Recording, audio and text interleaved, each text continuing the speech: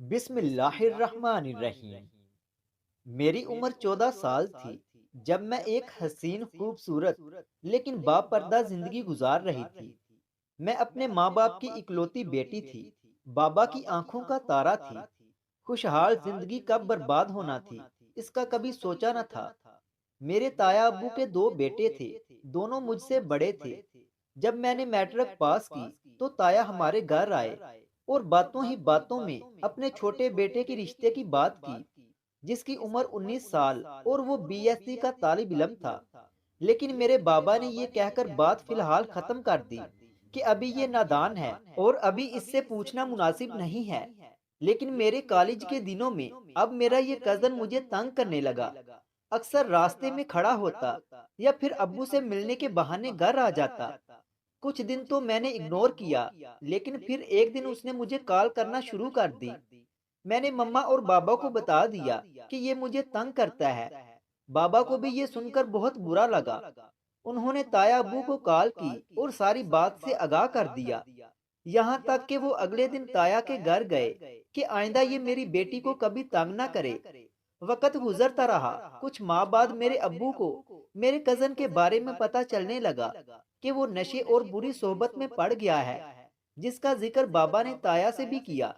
लेकिन बात ताया ने गोल कर दी कि इस उम्र में सब करते हैं। फिर मेरे बाबा ने ये सोच लिया कि अब मैं अपनी बेटी का रिश्ता यहाँ नहीं करूँगा। ये मेरे थर्ड ईयर के शुरू की बात है, जब मेरी जिंदगी में क्यामत आई।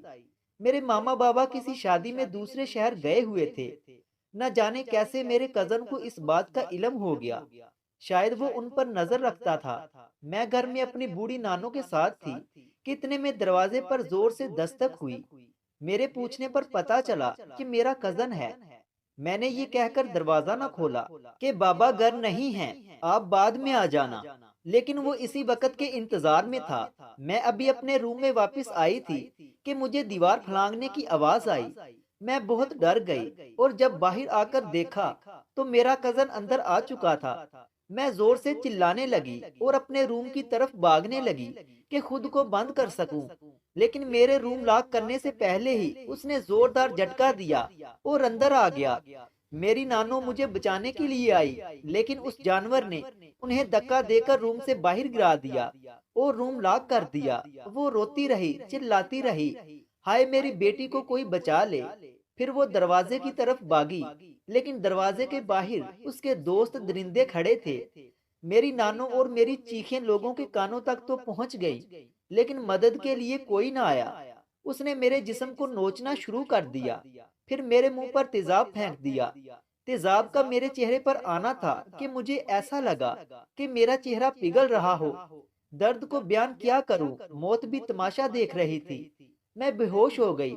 काश मर जाती, लेकिन तकलीफ अभी और लिखी थी। कब होश आता, चीखती चिल्लाती और बेहोश हो जाती। 3 से 4 दिन बाद मुझे सही तरह से होश आया तो मैंने अपनी माँ को सामने देखा तो रोने लगी। वो भी बहुत रोई। मुझे बाबा की याद आ रही थी। उनकी गोद में सर रखकर रोना चाहती थी। मैंने माँ से बाबा का पूछा तो वो आहें भरने लगी और कहने लगी कि बेटी सो जाओ। लेकिन ना जाने क्यों मुझे एक खौफ सा आया। मैंने इसरार किया कि बता दे मेरे बाबा कहाँ हैं। फिर मेरी माँ रोने लगी और कहा कि तेरा बाप तेरा ये गम बर्दाश्त न कर सका। ये सुनकर मेरे जिस्म से जैसे जान ही निकल गई। मेरी सांस रुकने लगी। क्या गलती थी मेरी। एक पल में सब बर्बाद हो गया। मेरे मामू लोगों ने बहुत कार्रवाई की, लेकिन पुलिस को वो कहीं ना मिला या फिर खुद खामोश हो गए। और कुछ वक्त बाद मेरे ताया अपनी फैमिली के साथ कहीं और शिफ्ट हो गए। वक्त गुजरता गया और सब लोग हमें छोड़ गए।